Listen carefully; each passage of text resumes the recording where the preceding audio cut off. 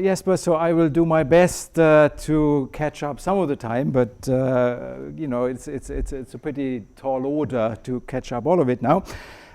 So it's a great pleasure and a great honor to be here to help Hubert celebrate his 60th. Yeah. So this is Hubert before my talk, and I have another picture of Hubert after my talk. So the anticipated one. So as I said last evening, there's some things I believe Hubert likes, and another thing I believe Hubert likes is integrability. If he doesn't, I mean, then he has even stronger masochistic tendencies than we realize.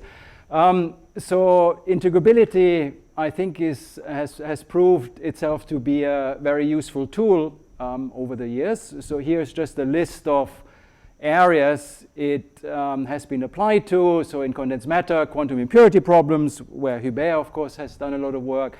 Classical stat mech, also Hubert has done a lot of work. Then stochastic processes, I don't think you have done so much yet, but so perhaps I can entice you to change that. Random tilings, string theory, ultra-cold atoms, combinatorics, and others. So what I will be talking about is a fairly new kind of nail, which we can apply the tool of integrability to.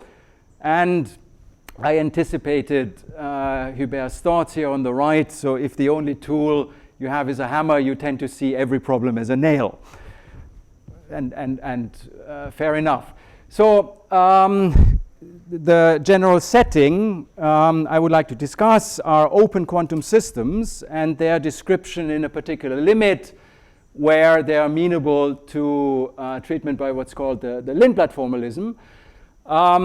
And these are not only interesting from a theoretical point of view, so they also are important in practice, let's say in cold atom systems. So the best many particle quantum systems that humans have at the moment are realized in system of cold atoms.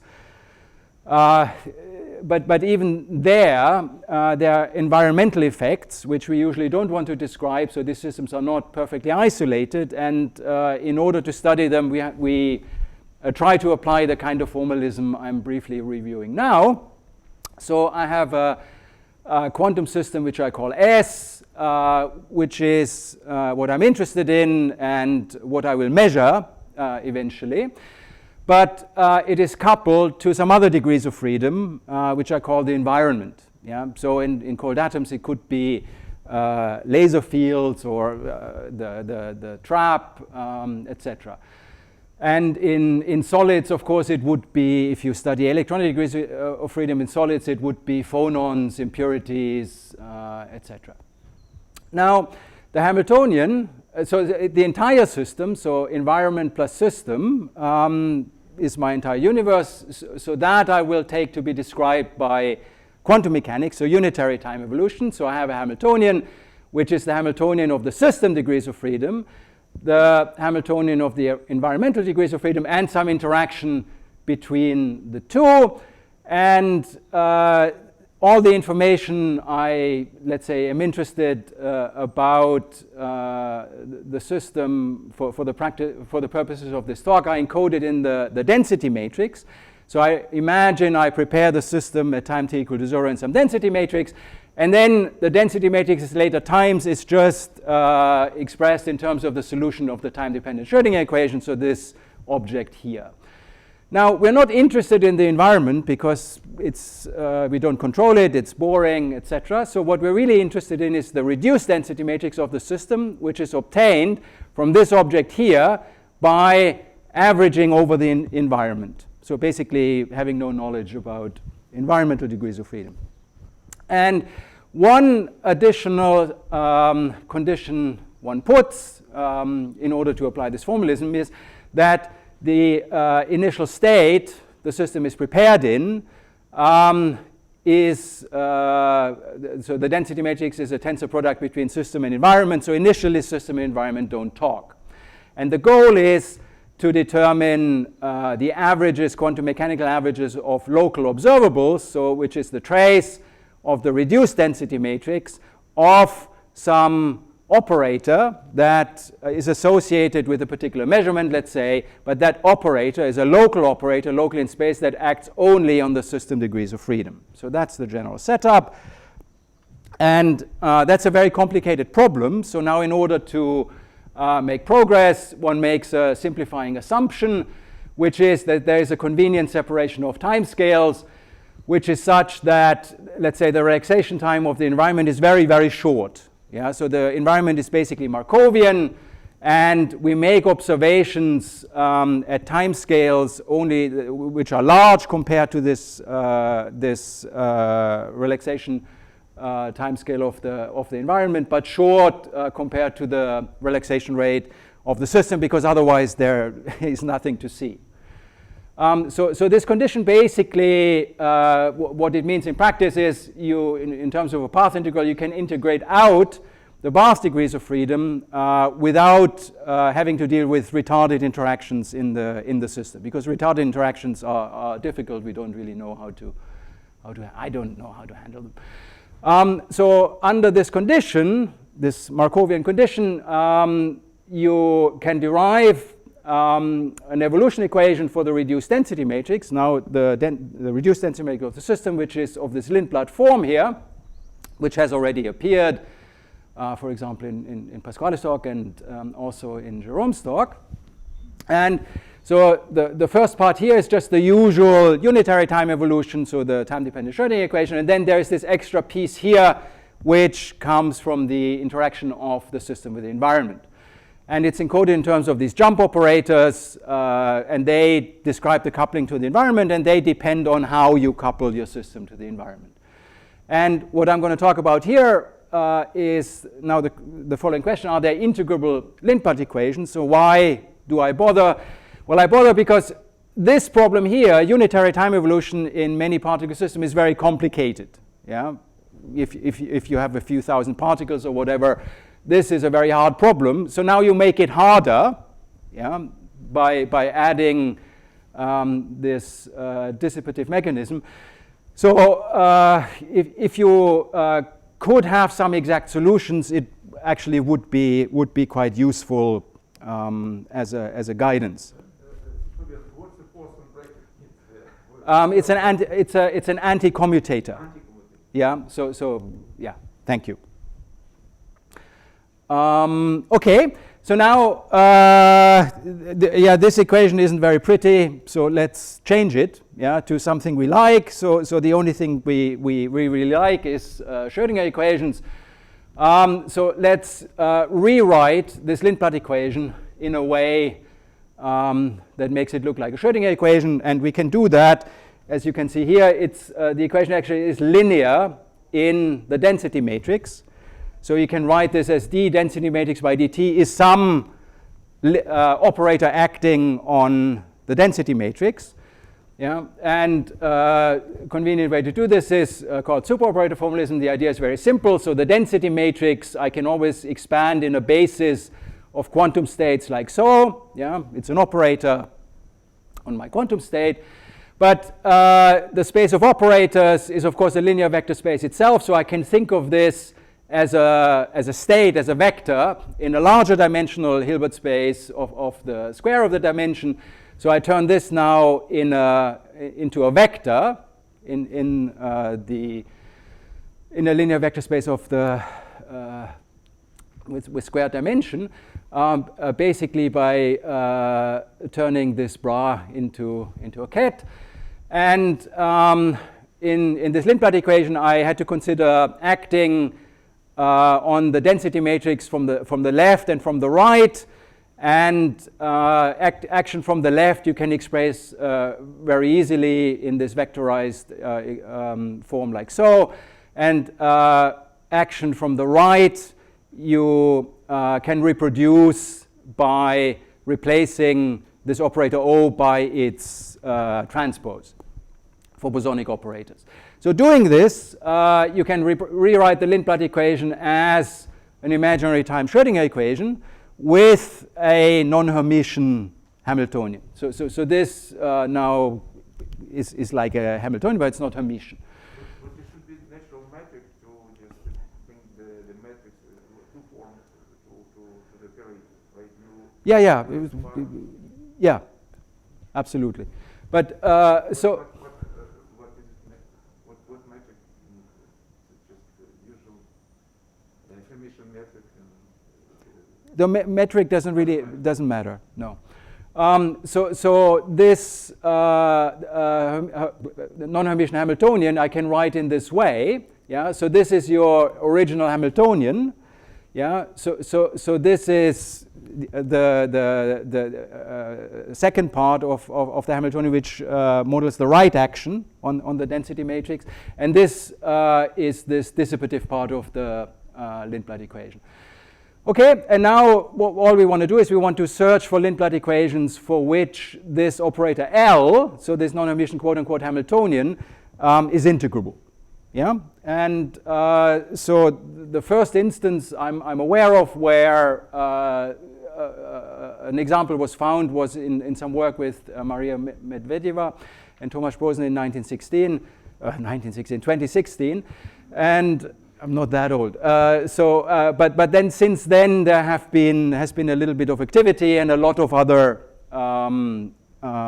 examples have been found, and then a method of constructing integrable Lindblad equation more generally was put forward by Balázs and collaborators last year. Okay, so now the setup we want to consider for the purposes of this talk is very simple. So here is a one-dimensional system, a quantum spin chain, or whatever your favorite one-dimensional system is. And then I couple that system to some environment across bonds. Yeah. So on each bond, I act with some jump operator. So I couple it to the environment, and the specific coupling to the environment enters the form of these jump operators. Okay, so just using this geometry of the setup, you can write then the Hamiltonian in this form. So this would be some quantum spin chain. Let's say that's a second quantum spin chain, and J now numbers the sides of the one-dimensional lattice, and this is some kind of interaction between your two spin chains. So it's shown here. In a little picture. So the structure you get by this setup is the structure of a two-leg ladder. So this is the first leg described by Hamiltonian H. This is the second leg described by Hamiltonian H tilde. So then you have this part of the dissipator, which gives you some additional interactions along the legs. And then you have this part, which gives you some coupling between the legs. Yeah, and the couplings which are allowed in this setup is basically these cross couplings and vertical couplings. Yeah. So and now the question is, are there integrable models, yeah, with this structure that I can solve that give me integrable Lindblad equation? And the answer is, well, there are, but this structure, this Lindblad structure, is actually very restrictive, and most of the integral models we know don't fit into this paradigm. The exception, and that was the first case we understood, is Hubbard-like models. And the reason why Hubbard-like models can be accommodated is quite interesting for those of you like Andreas who like Hubbard models. The integrability structure of the Hubbard model is very unusual, as was taught to us by Sriram Shastri a long time ago. So you can construct the R matrix of the Hubbard model by gluing together two XX models. So there are these R matrices fulfilling a Yang-Baxter equation that are associated just with XX models. Yeah, so spinor half free fermionic Heisenberg models. And then you combine the solution of this simple Yang-Baxter equation with some other element which is called the conjugation matrix, which fulfills this relation with the R matrix of the XX model, which is called decorated Yang-Baxter equation. And out of those two ingredients, now you glue together two of these XX models, and they will correspond to the two legs of the ladder, if you wish. to form the Hubbard R matrix. Yeah? So this is the structure. And this structure, decorated Yang-Baxter and gluing, basically ensures Lindblad interpretation. Okay, so let's see some examples. So the first example was in this model with Medvedeva and Prosen. And it's a very simple model. So the Hamiltonian of this model is just a tight binding chain. I have sorry, I'm late. I'm kind of tired, but I'm confused about integrability. This means you're having quantity that commute with the Lindbladian. What does it mean physically? What is so as usual, I don't know the answer to your question. It's a very good question. I have asked this myself, and actually we are doing some work on this as we speak. My current understanding, which I will be very happy to discuss with you afterwards, is there's no local information that is affected by the existence of these conserved superoperators. Okay. Yeah, because as you will see, so these models are purely ergodic. So you start basically in any initial density matrix, and you always end up in a completely mixed state. They're purely ergodic. There are no conservation laws as you have in unitary evolution. But you have, as you just pointed out, these commuting superoperators. They should have some signature. Yeah, and I can explain, but afterwards, why locality seems to obscure the role of those conserved superoperators. Okay. Yeah, thanks. but as usual, I don't know the answer to the questions you ask. Okay, so this is the model Jerome already mentioned. So the Hamiltonian part is just a tight binding model. Then we have jump operators, so the coupling to the environment is what's called dephasing noise, which is a particularly physical type of coupling to the environment. And of course, you can Jordan-Wigner transform this, so this maps to a spin chain with some dephasing noise. And the associated Lindbladian is, one of my favorite models. So it's like a Hubbard model. Yeah, so two species, you can map it onto this, two species of fermions with some on-site interaction. But there's a twist. The hopping parameter of the Hubbard model is I. Yeah? And that is not a small effect. Yeah? So for those of you who like Bethe-Ansatz equations, I know Hubert loves Bethe-Ansatz equations, the structure of the solution of the Bethe-Ansatz equation changes completely if you put this extra I. Yeah? So there are no nice strings. I mean, so solutions are messy, etc. Now you can generalize this, and I had to point this out because GLMN, Hubert, GLMN. Yeah? So surely you will start working on this after this talk. So there are these Masarani models and GLMN generalizations of the Hubbard model that have the same integrable structure of this decorated Yang-Baxter, etc., and give you other integrable Lindblad equations. And let's just look at the bottom. So the simplest example of these would be you have a Hamiltonian which describes the U goes to infinity limit of the Hubbard model, so very strong interaction. So that's a very physical type of Hamiltonian. And then you again, so this is a projection operator here, so which projects out doubly occupied sites. So that means very strong repulsion. And the coupling to the environment again corresponds to some dephasing noise. Yeah, and that model is a non-trivial model because here you have very strong interactions, etc. Can be accommodated in this integrable phenomenology. Okay, so that was what we did a couple of years ago. So what we did more recently, and what I will talk about in the rest of the talk, is what's called the quantum Rzip. Now, that relates this Lindblad equation to a very well-established, very important field in stochastic processes, where Hubert's supervisor, of course, is one of the titans. So there are these classical stochastic processes people are very interested in for a variety of reasons, and there are also integrable instances of those known. Yeah, so Rzip, Parzip, etc. And now within very recently, Denis and collaborators put forward a quantum generalization of those classical stochastical processes, which they call the quantum Rzip. So let me briefly explain what this is.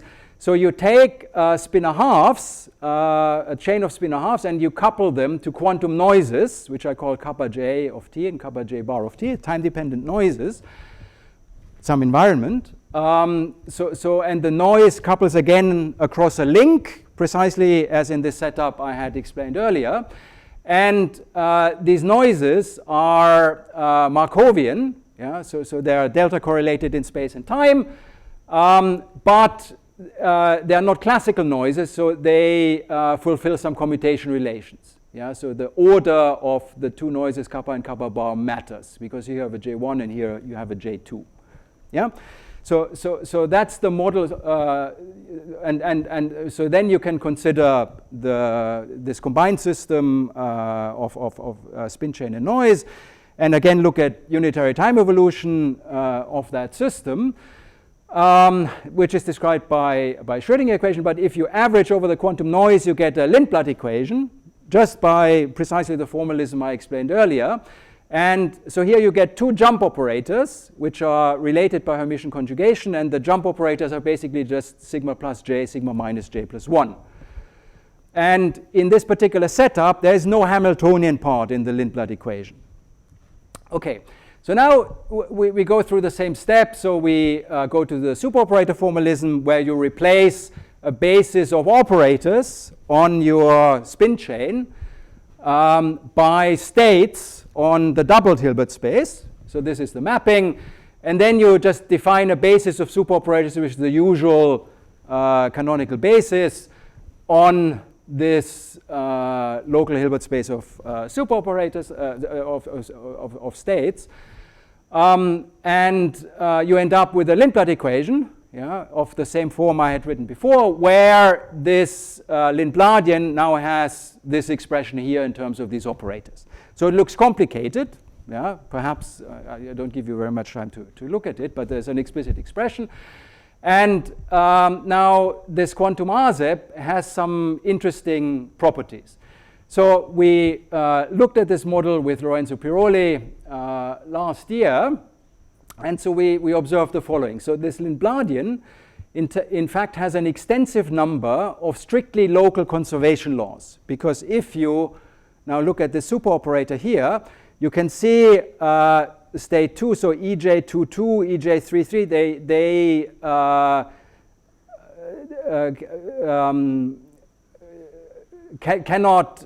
they commute with everything basically in this expression here.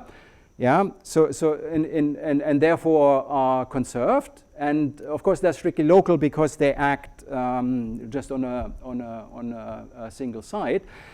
And now exploiting this information here, you conclude immediately that this Lindbladian will be block diagonal, so where you basically can specify all the eigenvalues of these conservation laws.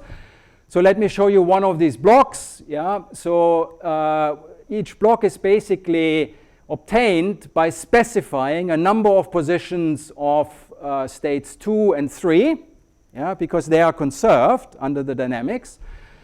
And so here I have basically 3 sites where 2 of them I have state 2 and 1 of them I have state 3, and everywhere else I have state 1 or 4 or some linear combination. So there's quantum mechanics still at play. So these sites here drop out of the dynamics. So if you specify these states, they stay there for all time. So we call them defects. And in this block of the Lindbladian breaks up into a sum of terms, yeah, that describe the dynamics of the pieces of my ring. Yeah, so basically these defects cut the ring into various pieces. And the interesting thing is, or the nice thing is, each block, yeah, of the Lindbladian is integrable because each of these models that describes the dynamics on the pieces of the ring turns out is mappable by a similarity transformation, not a unitary transformation, but a similarity transformation to a Heisenberg model. Yeah. And now, why is this called the quantum ASEP? It's called the quantum ASEP because in the simplest sector, where I don't have any defects, yeah, so everywhere I just have either state 1 or state 4, maps onto the asymmetric exclusion process, yeah, which is this classical stochastic process with this time evolution generator, which has been studied for the last 50 years in the literature. Is known to be integrable, etc., etc. And as I said, there is a lot of very beautiful work on this, for example, by Vincent, who is in the audience, and of course by Bernard Derrida.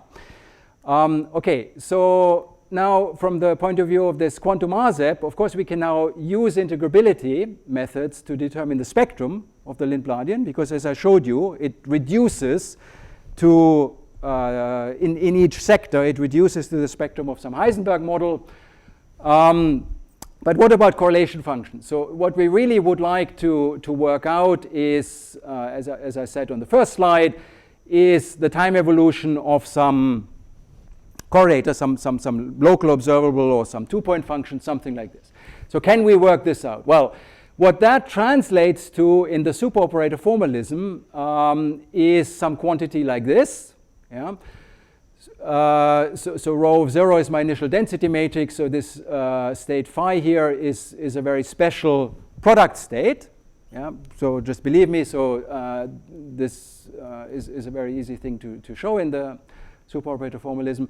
However,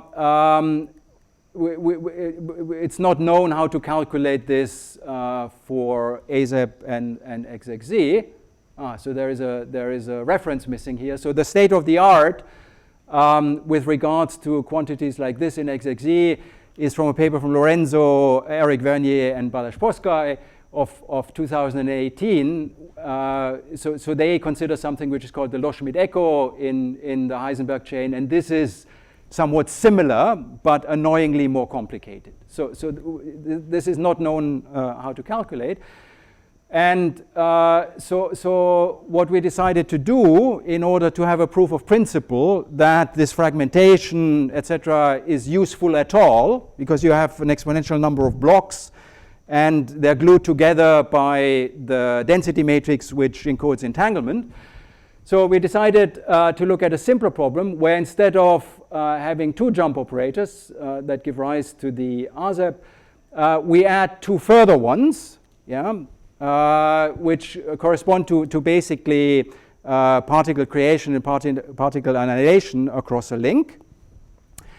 So instead of having two free parameters J1 and J2, now we have J1, J2, J3, J4, which correspond to the rates of these dissipative processes. And what you gain by doing this, you get a more complicated Lindbladian, but it has a free fermion point. Okay, so it exhibits again operator space fragmentation, which means every one of these blocks of the Lindbladian can be mapped to a free fermion problem. So it turns out there you can actually calculate this for very simple initial states, but it actually involves what I call non-standard free fermion method. So what I mean by that, this is a lot more complicated than I expected. Yeah, but you can do it. And that basically means Hubert should be able to do it for the interacting case. So that brings me to my summary, and I think I have recovered some of the time. So the basic message is there are certain quantum master equations that can be related to Yang-Baxter integral models in interesting ways. Spectral properties can be analyzed in a kind of more or less straightforward way using integrability, even though, yeah, the analysis of Bethe-Ansatz equations is a lot harder than in the unitary case. But calculations of observables requires new methods, and point 4, there's a GLNM. And with that, I finish. So happy birthday, Hubert. And I figured this would appropriately reflect how you feel right now.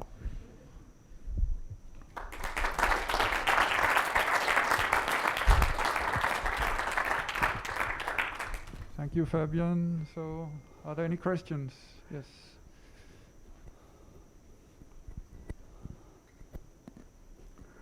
Thank you. Thank you. Could you go back to the slide where you had the non-Hermitian Hamiltonian, so the Lindbladian in a non-Hermitian vectorized form at the beginning? Thank you. Yeah. Did H in the original paper by you? It was a XX model, if I'm not mistaken. Is there some well, are there some results on where this is a interacting model?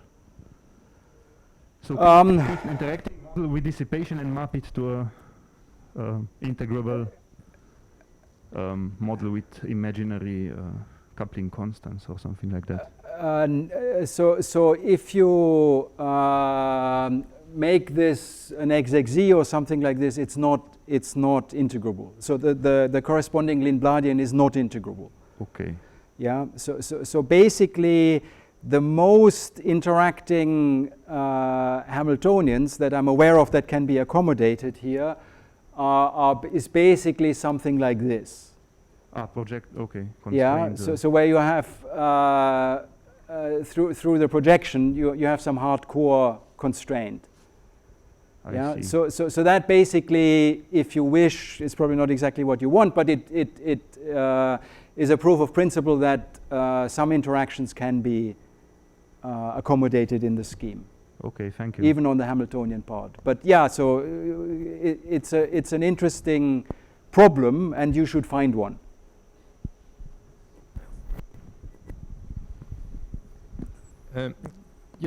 Yes, sorry. So I didn't understand why it was important that you had this that Denis has this non-commutative noise in his model. Yes. So I went a bit fast because I wanted to bring us back on schedule. If you just take these classical noises, yeah, then it doesn't matter whether the kappa is to the left of the kappa bar or to the right of the kappa bar, which means the coefficient you have here would be the same. So J1 equals J2. And that would map not on the Rzip, but on the SEP. Yeah, so there basically, there would be an additional symmetry, which is parity. But the Rzip and the SEP is naturally diffusive in the classical case and simple. And for the SEP, we can do quite a bit more. And Denis will actually talk about. Will you? Yeah, the SEP. The Rzip is much richer, and there's all the work by Bernard and Vincent, etc. There, the steady state, even though it looks like an infinite temperature state, it supports a current. Yeah, and it's not diffusive. There's KPZ, etc. Yeah, so that's why it makes a big difference down the line. But as far as the setup is concerned, yeah, so this is all in Denis', yeah, in these works. So he considered both the SEP and the Rzip. Yeah, I had a question about the beta on that route. You said it's complicated, but can you tell us more? Yeah, I can tell you a little bit more. I don't have any slides, but so typically, as you know, of course, very well, the patterns the roots form are often very simple, and sometimes, like in our work, not so simple. Okay, then it starts becoming interesting. But we also know if you have non-Hermitian Hamiltonians or stat-meg models where you don't have some good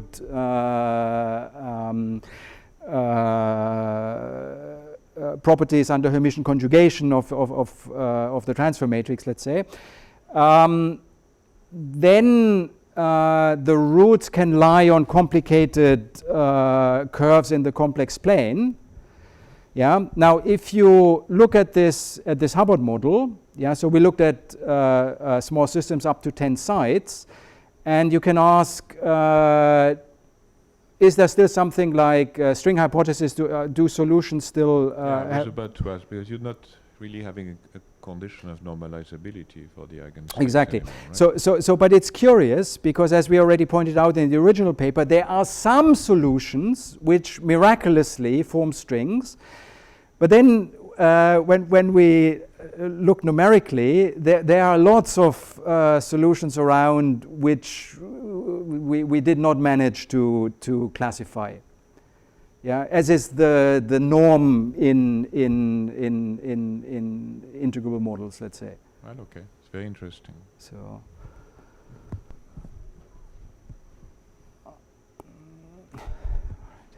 Okay, let's thank. I have a question. May I? Sorry, a question from Pasquale. Please go ahead. Hi, Fabian. Just a curiosity. What about the field theory limit of Lindblad? Yeah, look, we're working on that with Denis.